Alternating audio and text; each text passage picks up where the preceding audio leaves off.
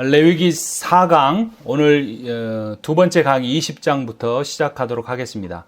하나님의 거룩은 부모를 공경하고 가족을 사랑하는 구별된 공동체에서 드러난다는 내용을 이제 20장에서 강조하고 있는데요. 20장의 내용은 18장과 거의 비슷합니다.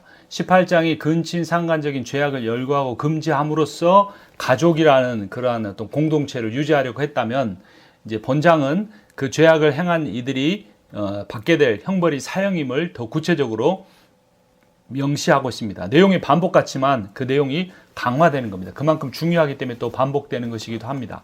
2절 3절을 보면, 자식을 몰래에게 바치는 자는 돌로 너는 이스라엘 자손에게 또 이르라. 그가 이스라엘 자손이든지 이스라엘을 거류하는 거름이든지 그의 자식을 몰래에게 주면 반드시 죽이되 그 지방 사람이 돌로 칠 것이요 나도 그 사람을 진노하여 그를 그 백성 중에서 끊으리니 이는 그가 그의 자식을 몰래에게 주어서 내 성소를 더럽히고 내 성호를 욕되게 하였음이라 라고 합니다. 4절 5절 보면, 그러한 사람을 용납해 준 사람도 끊어지리라. 못 본 채 한 사람도 그런 겁니다. 4절, 내가 그의 자식을 몰래에게 주는 것을 그 지방 사람이 못 본 채 하고 그를 죽이지 아니하면 내가 그 사람과 그의 권세에게 진노하여 그와 그를 본받아 몰렉을 음란하게 섬기는 모든 사람을 그의 백성 중에서 끊으리라. 그냥 내버려 방조하는 것도 죄라는 겁니다. 범죄자만 아니라 범죄를 보고도 못 본 채 하는 사람도 벌을 받는.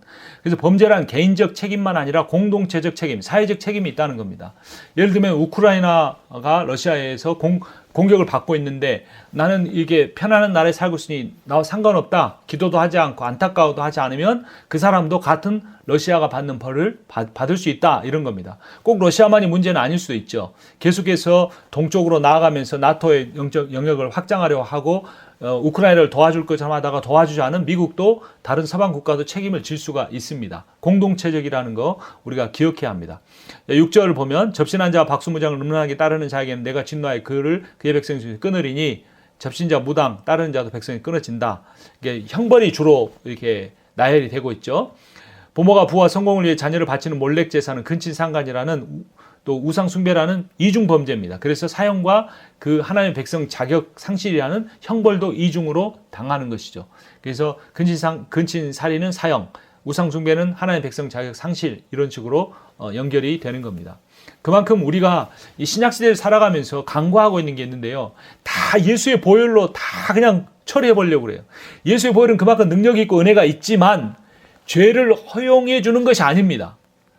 구약시대 때 그들이 이러한 율법을 받았음에도 불구하고 거룩하게 살지 못했던 그 무능력을 예수 보혈의 속죄의 능력만 아니라 거룩하게 살 수 있는 능력까지 받아서 그렇게 살아갈 수 있도록 도와준다는 것이 중요한 겁니다. 7절, 너희는 스스로 깨끗하게 하여 거룩할지어다. 나는 너희의 하나님 여호와니라. 8절, 너희는 내 규례를 지켜 행하라. 나는 너희를 거룩하게 하는 여호와니라 했죠. 여기서 중요한 것 계속해서 반복되죠. 거룩이란 너희 힘으로 할 수 있다 없다? 없다. 어떻게 해야 된다? 네가 나의 백성이 되고 내가 너의 하나님이 될 때만 가능하다. 관계 속에서만 가능하다. 근데 이 관계가 무엇인가? 동거라는 겁니다. 이게 요한복음 15장을 제가 지난주에 설교했는데, 요한복음 강의할 때도 강조했던 거지만 내 안에 거하라라는, 나의 안에 거하라고 하는 하나님의 말씀입니다. 이 동거, 매노라는 단어가 중요한데요. 뒤에 가서 좀 살펴보겠습니다. 그래서 거룩은 죄를 짓지 않는 노력만 아니라 하나님의 사랑을 받아들이고 그분과의 관계를 시작하는 거예요. 거룩하신 그분을 닮아가려는 노력을 통해서 내가 하나님을 닮아감으로 죄를 짓지 않게 되는 거지, 이 율법을 율법적 태도로 지키려고 할 때, 문자적으로 지키려고 할 때, 종교적 외식적으로 지으려고 할 때 더 큰 죄에 빠지게 되는 겁니다. 그것이 바리새인의 죄였고 예수님께서 유일하게 저주하셨던 대상들이 바로 그들이었습니다. 자, 9절에서 21절, 부모 공경, 가족관계 안의 성적인 거룩을 또 강조합니다. 9절, 만일 누구든지 자기 아버지나 어머니를 저주하는 자는 반드시 죽일지니 그가 자기 아버지나 어머니를 저주하였은즉 그의 피가 자기에게로 돌아가리라. 10계명 중 5계명이죠. 저주하다라는 건 킬렐인데요. 가볍게 대하다, 경멸하다, 이런 의미입니다. 공경하다는 카베드, 반대로 무겁게 대하다, 영광스럽게 하다라는 의미입니다. 신약시대 때 부모 공경을 의무로 하나님 섬김을 대체하려고 했던 거죠. 고르반은 바쳤다는, 하나님께 바쳤으니까 부모에게 부양할 경제적, 재정적 의무가 없다라고 말한 것이 잘못이라는 겁니다. 그래서 하나님을 대하는 태도나 부모를 대하는 태도가 똑같아야 한다라는 거죠. 10절엔 7계명이 나옵니다. 누구든지 남의 아내와 간음하는 자, 곧 그의 이웃의 아내와 간음하는 자는 그 간부와 음부를 반드시 죽일지니라 라고 합니다. 좀 내려주십시오. 그래서 7계명이 이어서 11절, 12절에 보면 부모의 아내나 아들의 아내와 동침해도 다 둘 다 죽이라. 부모의 아내는 어머니나 계모고 아들의 아내는 며느리이겠죠. 누구든지 그의 아버지와 아내와 동침하는 자는 그의 아버지 하체를 범하였으니 둘 다 반드시 죽일지니 그들의 피가 자기들에게 돌아가리라. 누구든지 그의 며느리와 동침하고도 둘 다 반드시 죽일지니 그들이 가증한 일을 행하였습니다. 그들의 피가 자기들에게로 돌아가리라. 구체적으로 아주 모든 상세한 모든 경우의 수를 다 나열합니다. 그만큼 그러한 죄를 범해서는 안 된다는 거죠. 사형에 해당되는 범죄가 계속 나열됩니다. 죽음이에요. 죄에는 반드시 대가가 따릅니다. 구약시대만 아닙니다. 신약시대는 더 엄격합니다. 예수의 보혈로 다 처리해버리고 마음껏 죄 지어도 되는 거 아닙니다. 로마서 6장 23절 죄의 삭은 사망이다. 하나님의 은사는 그리스도 예수 우리 주 안에 있는 영생이니라. 사망과 영생만 대조시킬 것이 아니에요. 어떤 자가 사망한다? 죄 짓는 자. 싹 결과가 그렇다는 거예요. 그러면 영생은 누가 얻느냐? 하나님의 은사, 선물만, 기프트만 강조하면 안 돼요. 그리스도 예수 우리 주 안에 있는 in Jesus Christ and 그리스도라고 하는 게 중요한 겁니다. 그리스도 안에 머무는 거. 자, 마지막 결론에서 보겠어요. 요한복음 15장에 거하다라는 매노라는 단어예요. 동거하다 이거입니다. 머리로 믿는 게 아니에요. 여기서 구원론에 크나큰 문제가 있고 성화가 안 되는 이유가 바로 여기 있어요. 동거해야 돼요. 같이 살아야 돼요. 자, 13절, 14절 보면 남성이나 장모와 동침해도 다 죽는다. 13절 누구든지 여인과 동침하든 남자와 동침하면 죽는다. 14절 누구든지 아내와 자기의 장모를 함께 데리고 살면 악행인지 다 죽는다. 아내와 장모와 동시에 동거한 경우에 화형입니다. 불에 태워 죽이는데 아마 산채로 불에 태우지 않고 먼저 사형을 집행한 후에 시신을 불태웠을 것으로 여겨집니다. 투석, 형벌, 돌에 맞아 죽을 때 높은 곳에 떨어뜨려서 죽이고 그래도 죽지 않으면 돌로 쳐 죽였을 것이라고 합니다. 이스라엘 형벌이 당시 고대 국가에 비해서 덜 잔인한 편이었습니다. 15절 16절 남자나 여자가 짐승과 동침해 다 둘 다 죽이라. 앞에 장에서 다 나왔던 것 왜 또 나온다고요? 여기서는 형벌에 집중한다. 반복하면서 뒤에는 형벌을 강조하니까 더 두려움을 갖게 되는 거죠. 15절 남자가 짐승과 교합하면 반드시 죽이고 너희는 그 짐승도 죽일 것이며 16절 여자가 짐승에 가까이 하여 교합하면 너는 여자와 짐승을 죽이되 그들을 반드시 죽일지니 그들의 피가 자기들에게 돌아가리라.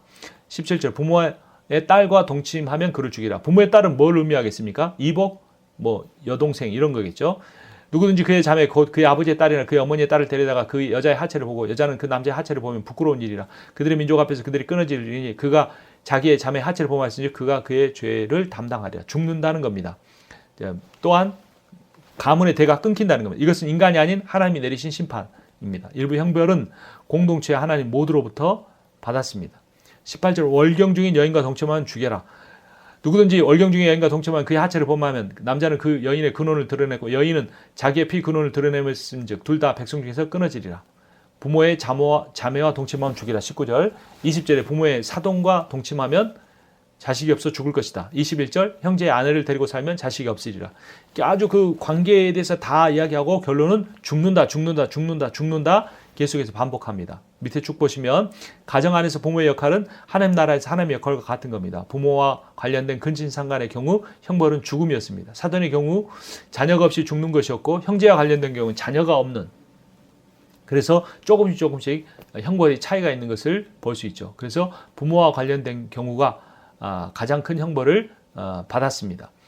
그리고 이 모든 법을 지켜야 하는 이유가 다시 22절 23절에 나옵니다. 너희는 나의 모든 규례와 법도를 지켜 행하라. 그리하여 내가 너희를 인도하여 거주하게 한 땅이 너희를 토하지 아니하리라. 너희는 내가 너희 앞에서 쫓아내는 족속의 풍속을 따르지 말라. 그들이 이 모든 일을 행함으로 내가 그들을 가증히 여기노라. 약속의 땅에 거주하려면 그곳에 풍습이 아닌 하나님의 규례를 지켜야 한다.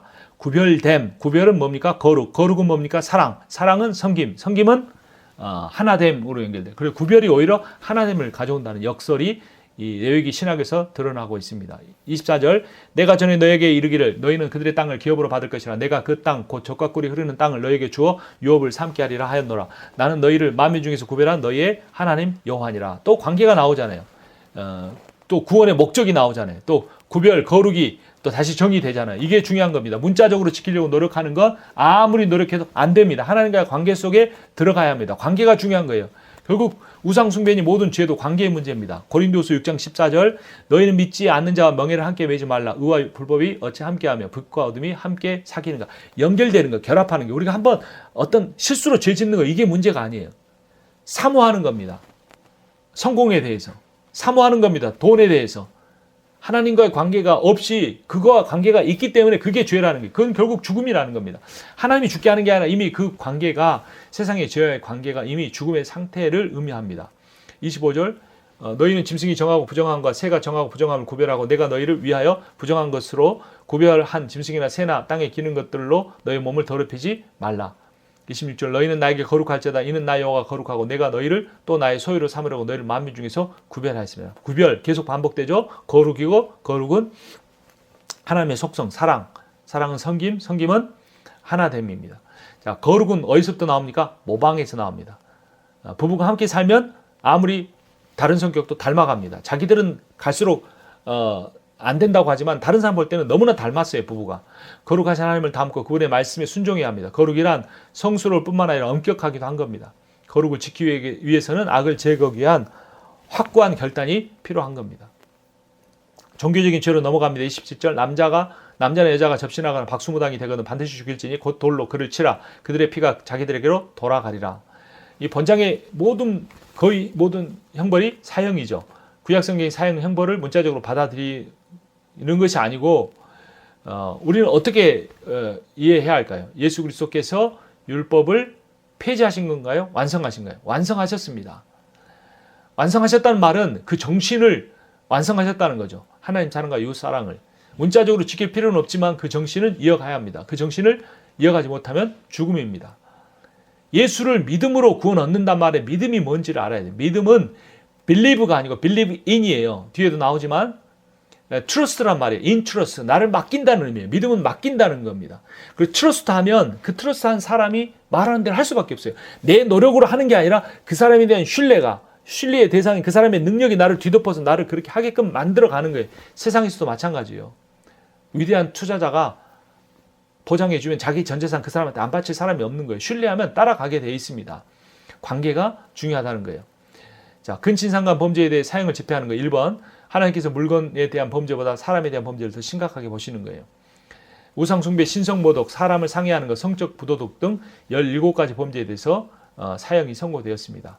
그래서 고의적 살인을 제한 범죄의 경우에 이제 속전을 지불하면 사형에서 감형될 수도 있었습니다. 민수기 35장 31절 고의로 살인죄를 범한 살인자는 생명의 속전을 받지 말고 반드시 죽일 것이며, 그러니까 이 말을 바꿔 말하면 고의로 죽이지 않는 자나 다른 범죄는 생명의 속전을 내고 어떤 그 사형을 면할 수 있다라는 거죠. 그래서 형집행의 정의를 볼 때 우리가 깨닫는 게 있습니다. 인과응보, 결과가 원인이 있으면 결과가 있다. 범죄하면 벌한다. 이것이 또 정의죠. 이것도 사법적 정의입니다. 그러나 그보다 더 중요한 것은 회복적 정의입니다. 회복적 정의란 죄를 범한 사람을 처벌하는 것보다 그 범죄로 인하여 피해를 입은 피해자를 회복시키는 게 더 중요하다는 게 회복적 정의입니다. 우리 이 시대가 추구해야 될 게 이 레위기에 나타난 회복적 정의입니다. 자기가 잘못한 것을 갚는 거죠. 갚아야 갚는 게 좋지. 그 사람 처벌한다고 그 피해 입은 사람에게 나아지는 거 하나도 없습니다. 마음은 좀 후련할지는 모르지만, 그래서 형벌에는 다른 사람들이 죄를 반복하지 않게 하는 효과가 분명히 있습니다. 그러나 이 회복적 정의에는 사회적 화해를 이룬다는 그런 아주 더 중요한 의미를 갖고 있습니다. 세속 권세자들은 하나님의 권세의 대리자이기도 하지만 그 권세의 대적자일 수도 있어요. 이중성이죠. 로마 13장 1절, 상반절, 4절, 상반절 각 사람 위에 있는 권세들에게 복종하라. 권세는 하나님으로부터 나지 않음이 없다. 그는 하나님의 사역자가 되어 내게 선을 베푸는 자 아니라라고 긍정적으로 이야기하지만 요한계시록 13장 4절 상반절, 6절 상반절 보면 용이 짐승에게 권세를 주므로 용에게 경배하여 짐승에게 경배하여 이르되 짐승이 입을 벌려 하나님을 향하여 비방하되, 권세를 가진 자인데 하나님을 대적했습니다. 우리는 이 두 사이에서 긴장 관계를 잘 갖고 우리가 말씀에 깨어 있어야 우리가 휩쓸리지가 않을 겁니다. 자, 이 20장에서 우리가 가진 교훈 또 하나 뭡니까? 죄에는 결과가 따른다. 죄의 삭은 사망이다. 예수 그리스도도 우리의 죄에 인하여 죽으셨다. 십자가는 사랑만 아니라 정의의 실현도 있다. 그래서 우리는 십자가를 볼 때 은혜도 생각하지만 두려움도 가져야 된다. 범죄하면 반드시 죽는다. 죄값은 치르게 하시는 하나님이시다라는 겁니다. 그래서 혹자는 죄에는 가격표가 붙어 있다고 했습니다. 내가 반복적으로 고의적으로 짓고 있는 죄, 거기엔 다 가격표가 붙어 있습니다. 예수의 피로 다 퉁치려고 하면 안 됩니다. 우리는 하나님을 찬양하기도 하지만 두려워해야 합니다. 하나님께서 엄격한 율법을 주신 것은 그들이 완전한 사망을 피하고 풍성한 생명을 누리게 하기 위해서입니다. 완전한 사망을 피하게 하시기 위해서 거의 죽기 99.99%까지 하나님 이끌고 가실 수 있습니다. 다시 읽습니다. 로마서 6장 23절 죄에서 학은 사망이다. 하나님의 선물은 그리스도 예수 우리 주 안에 있는 영생이다. 예수 그리스도 주 안에 있어야 한다. 매너해야 된다. 동거해야 된다. 동행해야 된다. 그것이 믿음이에요. 머리로 믿는 게 믿음이 아닙니다. 요한복음 3장 17절 하나님이 그 아들을 세상에 보내신 것은 세상을 심판하려 하심이 아니요 그로 말미암아 세상이 구원을 받게 하려 하심이라. 그런 하나님의 원대한 뜻은 빅픽처는 구원입니다. 요한복음 10장 10절 하반절 내가 온 것은 양으로 생명을 얻게 하고 더 풍성히 얻게 하려는 것이라. 하나님이 여러분들에게 말씀의 꼴, 생명의 꼴을 풍성히 주시기 원하십니다. 하나님 이미 목사님들, 전도사님 깊이 사랑하십니다. 그 사랑을 우리가 깨닫고 그 사랑을 누릴 때에만 우리가 이 레위기의 말씀대로 살아갈 수가 있습니다. 자, 이제 21장 보면 제사장에 대한 규례가 나옵니다. 1절 여호와께서 모세에게 이르시되 아론의 자손 제사장들에게 말하여 이르라 그의 백성 중에서 죽은 자를 만짐으로 말미암아 스스로를 더럽히지 말려니와. 제사장은 시신을 만지면 안 됩니다. 또한 2절 3절 그의 살붙인 그의 어머니나 그의 아버지나 그의 아들이나 그의 딸이나 그의 형제나 출가하지 아니한 처녀인 그의 자매로 말미암아 몸을 더럽힐 수 있느니라. 조심하라는 겁니다. 직계 가족과 형제 자매의 시신은 만질 수가 있어요. 근데도 아내는 못 만집니다. 직계 가족이 아닌 혈통이 아니라서 그런지는 모르겠지만 에스겔도 아내가 죽었을 때 애도할 수가 없었어요. 그래도 시신을 부지 중에 만지면 실수로 만지면 일주일간 부정합니다. 제사장도 제사를 인도할 수가 없었습니다. 민수기 19장 11절에 22절 잘 읽어보십시오. 이집트의 미라 숭배처럼 죽은 자를 숭배하는 이교 행위를 막기 위한 것이었습니다. 또한 제사장은 죽음과 심판을 다루는 직책이 아니었어요. 생명과 구원을 다루는 직책이었어요. 그래서 제사장은 죽음의 오염력과 접촉하지 않아야 했어요. 생명을 살리는 일에만 집중하라 이 말씀입니다. 누가복음 20장 38절이 신학적 의미를 밝혀줍니다. 하나님은 죽은 자의 하나님이 아니요 살아있는 자의 하나님이시라. 하나님에게는 모든 사람이 살아느니라 하시니. 자, 그래서 어떤 겉으로 있는 규례가 아니라 그 규례의 정신이 중요하다. 시체를 무시하는 게 아니라 생명 살리는 일이 더 중요하고 그것을 강조하는 겁니다. 제사장의 품행은 어때야 합니까? 4절 제사장은 그의 백성의 어른인즉 자신을 더럽혀 속되게 하지 말지니라. 거룩 유지하라는 겁니다. 앞에서 나왔던 거죠. 5절 6절 머리털 수염 살 깎아서 상하게 하지 말라. 이유가 뭐라고요? 이방 제사장의 모습이다. 반복하는 이유는 강조하기 위해서입니다. 이교도들이 애도할 때 하던 관습임으로 금지했습니다. 하나님께 주신 그 모습을 그대로 유지하는 것이 가장 바람직하고 아름다운 겁니다. 치장하는 건 나쁜 건 아니지만 그대로 자연스럽게 살아가는 것이 가장 주름살 생기는 대로 김이 죽은 게 생기면 생기는 대로 조금 관리해도 그냥 그대로 사는 것이 더 좋다라는 겁니다. 좀 밑으로 내려봅니다. 제사장과 그 가족의 결혼에 대해서 7절 그들은 부정한 창녀나 이혼당한 여인을 취하지 말지니 이는 그가 여호와 하나님께 거룩함이니라. 창녀는 이교도를 숭배하는 신전 창기입니다. 막달라 마리아나 예수님이 용서했던 그런 사람들 창기들이 있었잖아요. 오직 많았으면 창기와 세리와 함께 한다고 그런 말씀을 하셨죠. 구원해 준 게 아니라 밥도 같이 먹었습니다. 밥을 같이 먹는 건 식구다. 한 형제 자매다. 이런 걸 의미하는 거예요.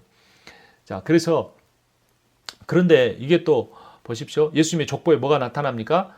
마태복음 1장 3절 5절 히브리서 6장 20절을 보면 창기가 나옵니다. 라합 또 이혼녀 다말 자기 시아버지 유혹해서 창기로 변장하고 유혹해서 성공하게 가졌죠. 과부 룻 다 온전치 못한 사람들이 이방인 과부죠. 그것도 온전치 못 여인이 당시에 무시당했는데 온전치 못한 모습으로 나온 사람들이 족보에 있었어요.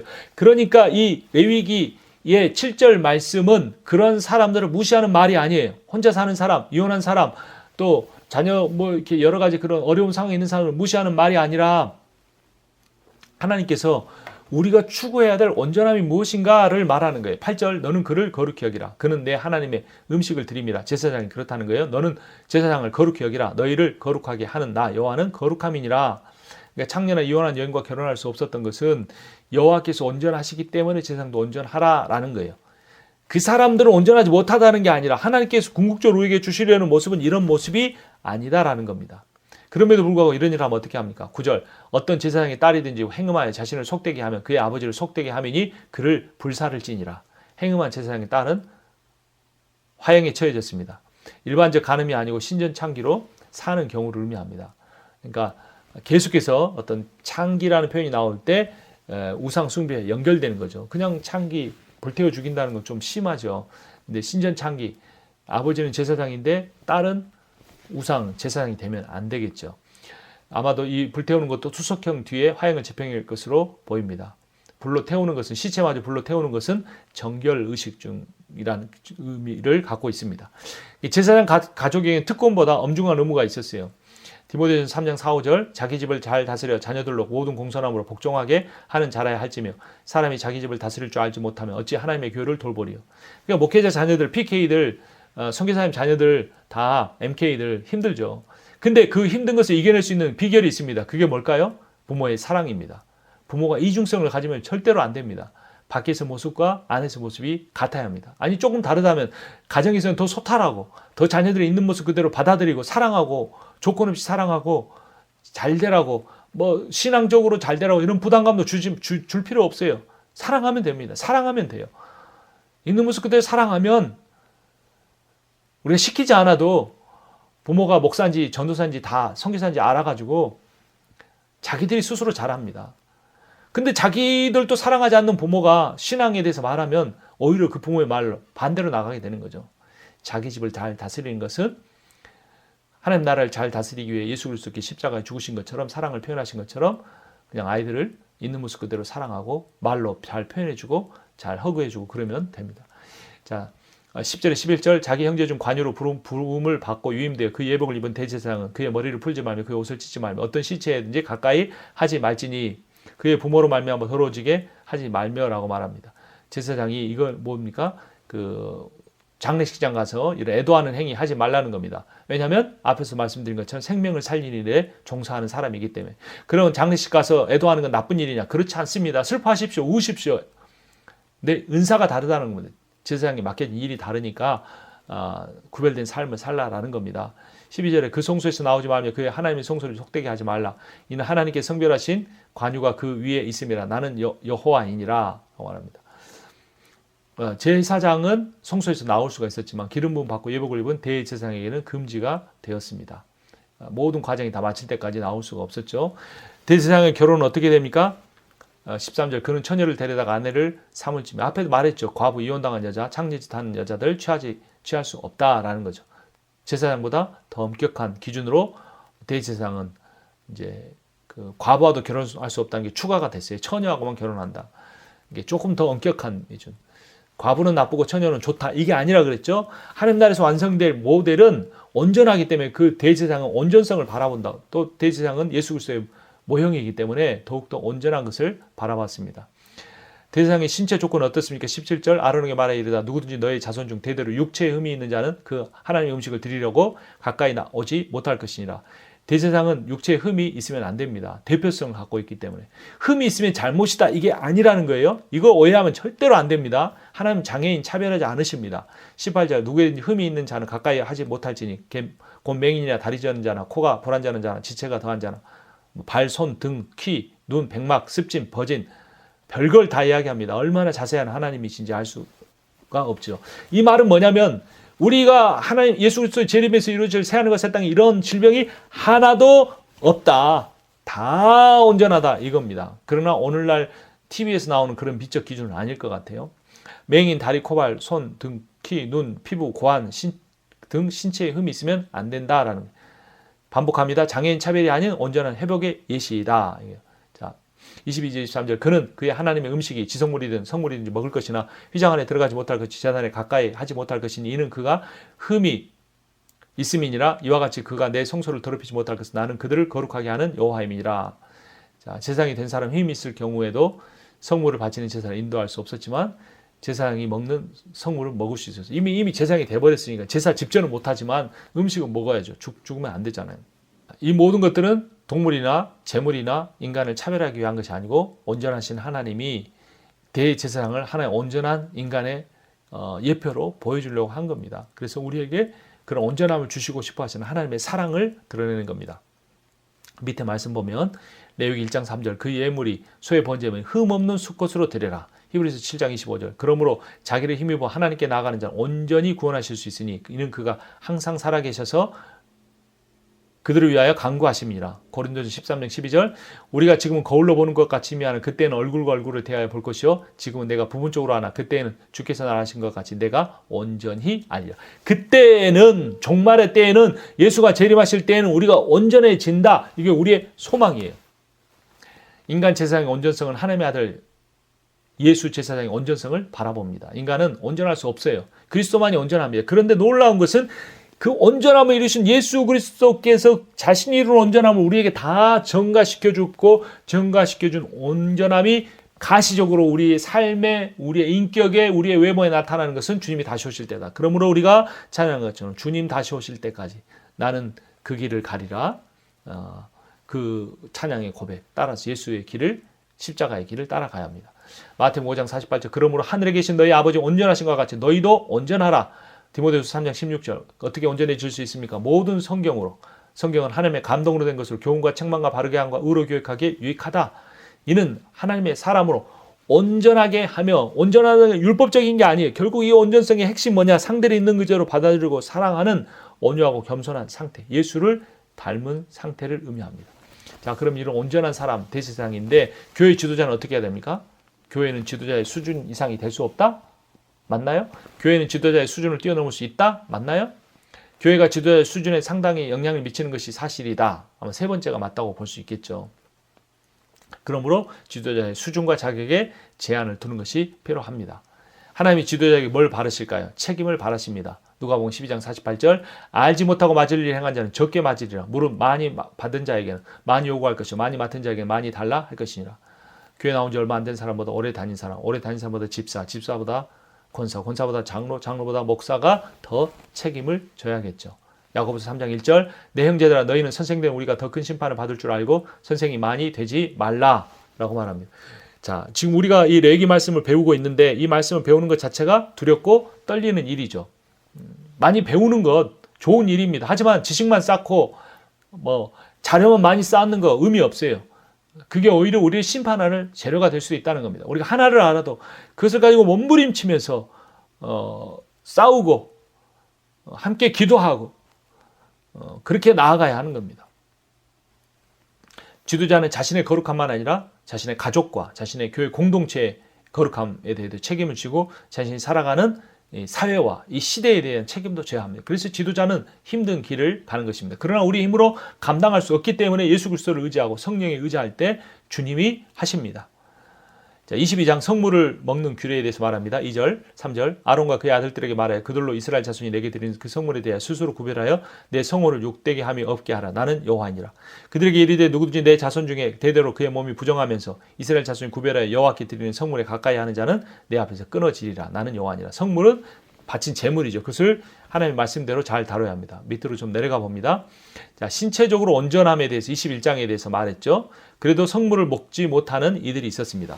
신체적으로 온전해도 성물을 먹지 못하는 이들이 있었죠. 4절에 보면 아론의 자손 중 나병 환자나 육출병 환자는 그가 정결하기 전에 그 성물을 먹지 말 것이요 시체의 부정에 접촉된 자나 설정한 자나 이런 사람들은 먹지 못했어요. 5절에는 부정한 벌레나 다른 부정한 것에 접촉된 사람도 먹지 못했어요. 6절, 7절에는 그렇지만 물로 씻으면 해진 뒤에는 먹을 수 있다. 이런 내용이 나옵니다.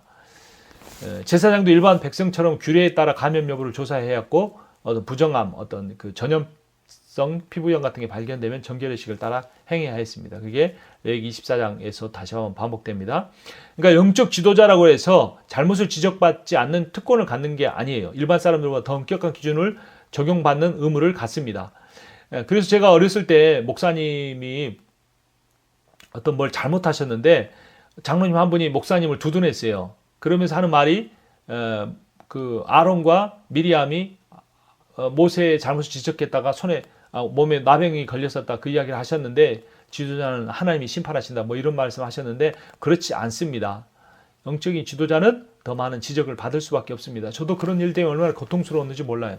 하지만 그걸 감당할 수 없으면 지도자에 내려오면 됩니다. 하지만 지도자로 있을 때는 더 많은 책임감을 가지고 살아야 하고 책임을 져야 합니다. 디모데전서 4장 12절 바울이 디모데에게 권면합니다. 누구든지 내 연수함을 없인 여기지 못하게 하고 오직 말과 행실과 사랑과 믿음과 정절에 있어서 믿는 자에게 본이 되라. 본이 되라.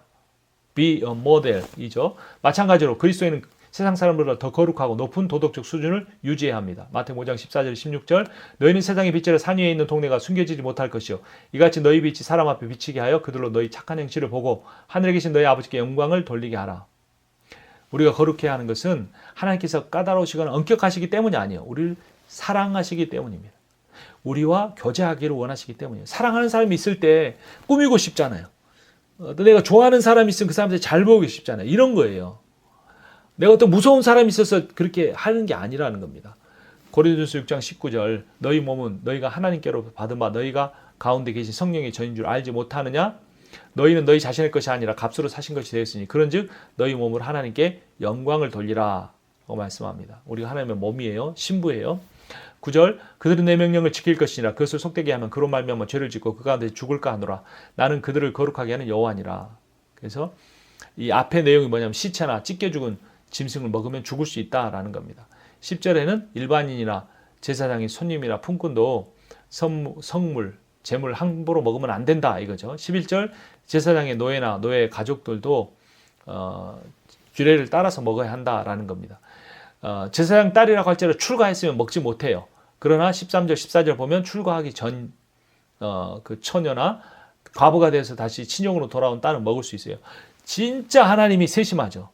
하나님이 얼마나 세밀하신 분인지 우리가 알아야 돼요. 그런 하나님과 동거한다는 거 우리가 얼마나 거룩한 삶을 살아야 하는가 알 수 있어요. 완전해진다는 것이 아니라 하나님을 사랑하면 됩니다. 우선순위에 있으면 됩니다. 그러면 성령이 역사하십니다. 15절 16절 자격이 없는 사람이 성물인 줄 모르고 먹었어요. 그럼 훔친 것으로 간주됩니다. 그럼 어떻게 해야 됩니까? 15절 여호와께 이스라엘 자손이 여호와께 드린 성물은 그들이 속되게 하지 말지니 그들이 성물을 먹으면 그 죄로 인하여 형벌을 받게 될 것이나 나는 그 음식을 거룩하게 하는 여호와니라. 속죄 제 규정을 따라야 했습니다. 소은 제물이나 자은 제물은 어떻게 합니까? 18절 아론과 그의 아들들과 이스라엘 온 족속에게 말해 이르라. 이스라엘 자손이라 그 중에 거래하는 자가 소은 제물이나 자은 제물로 번제와 더불어 여호와께 예물로 드리려거든 기쁘게 받으심이 되도록 소나 양이나 염소의 흠없는 수컷으로 드릴지니 해서 흠없는 것을 제해야 한다 이렇게 말합니다. 22절 눈먼 것, 상한 것, 잘린 것, 종기나 습진이나 비루 먹은 것을 드리면 안 됩니다. 한 가지만 말하면 못 알아들을까 봐 일일이 다 표현을 했어요. 23절에 지체가 덜하거나 더한 것, 그러니까 몸이 어떻게 뭐가 기형이죠. 그런 건 서운제물로 안 되고 자운제물도 안 됩니다. 24절 고안에 문제가 있어도 안 됩니다. 생식은 매우 중요한 것이기 때문에 온전치 못함에 아주 좋은 예입니다. 그래서 하나님 앞에 바칠 수가 없습니다. 그래서 인위적 거세는 생육하고 번성하라는 하나님의 명령을 거스리는 반창조적 행위라는 사실을 우리가 기억해야 합니다.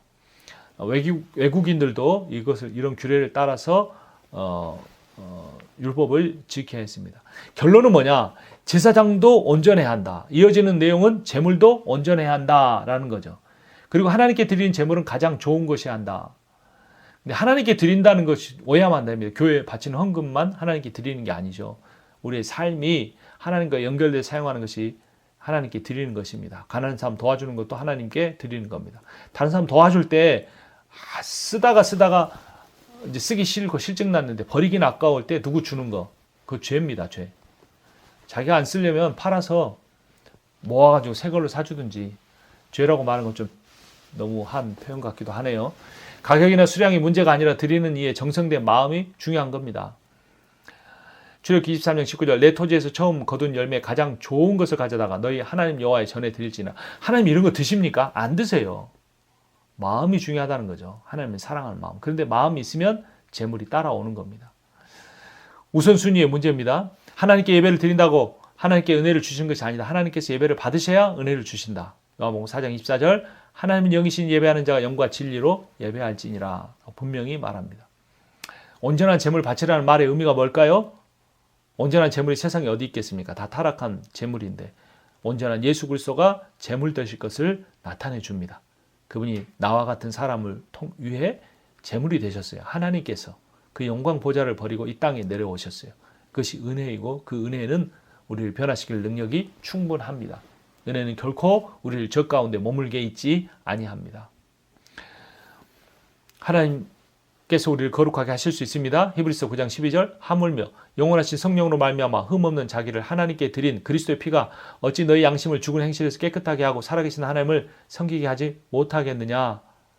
그렇게 하시 예수의 피는 속죄의 능력만 아니라 우리를 하나님 섬기게 할 수 있는 능력이 있다는 거예요. 믿음은 머리로 믿는 게 아닙니다. 더 이상 이제 우리가 그런 말을 하지 않아야 합니다. 입술의 고백만이 아니에요. 마음으로 믿어 입술로 고백한다는 거는 trust, believe in, entrust, 삶을 맡기는 겁니다. 27절 숫소나 양이나 염소가 나가든 이래 동안 그것의 어미와 같이 있게 하라. 8째 날 이후로는 여호와께 화제로 예물을 드리면 기쁘게 받으심이 되리라 라고 합니다. 그 새끼 태어나자마자 같이 바치는 것 안 되는 거죠. 새끼와 어미를 같이 잡으면 안 됩니다. 암소나 암양을 막론하고 어미와 새끼를 같은 날에 잡지 말지니라. 이런 질서가 현대사회에서는 지켜지지 않습니다. 모든 생명이 인간 중심으로 돌아가서 동물을 먹는 것만 아니라 사육하는 과정에서 너무나 착취하고 있습니다. 이건 죄입니다. 크리스찬들이 이런 일에 동참하면 안 됩니다. 그런 음식 사지 말고 그런 음식을 키우는 회사에 일하지 않거나 회사 방침이 바뀔 수 있도록 해야 합니다. 이것은 하나님에 대한 도전입니다. 자, 인간은 육식을 하되 동물을 지나치게 포획하면 안 됩니다. 남용해서도 안 됩니다. 멸종시킬 정도가 돼서도 안 됩니다. 일본이 그 강치, 독도 근처에 사는 물개같이 생긴 강치를 완전히 멸종시켰다고 합니다. 어마어마한 죄입니다. 낚시나 사용도 허용하되 남용하지 않도록, 싹쓸이하지 않도록 좀 새끼는 살려주고 이런 일을 해야 합니다. 창세기 28장 하나님이 그들에게 복을 주시며 하나님이 그들에게 이르시되 생육하고 번성하여 땅에 충만하라. 땅을 정복하라. 바다의 물고기 하늘의 새와 땅에 움직이는 모든 생물을 다스리라. 신명기 22장 6절 7절 하반절 어미새가 그의 새끼나 알을 품은 것을 보거든 그 어미새와 새끼를 아울러 취하지 말고 그리하면 내가 복을 누리고 장수하리라. 이게 얼마나 큰 지혜입니까? 보호해야 새끼가 자라서 또 어미가 또 먹이가 될 수 있는데 같이 잡아버리면 씨가 말라지는 겁니다. 29절에 30절 감사 제물은 당일에 다 먹어야 된다. 남기면 안 된다라는 거죠. 31절 하나님의 규례의 임으로 잘 지켜야 한다. 너희는 내 계명을 지키며 행하라. 나는 여호와니라. 항상 하나님이 누구신가를 소개하고 나는 너희 하나님이 되겠다. 너희는 나의 백성이 되라. 이 관계 속에서만 율법을 지킬 수가 있고 성령 안에서만 이 율법의 정신, 새 계명, 하나님 사랑, 이웃 사랑을 행할 수가 있습니다.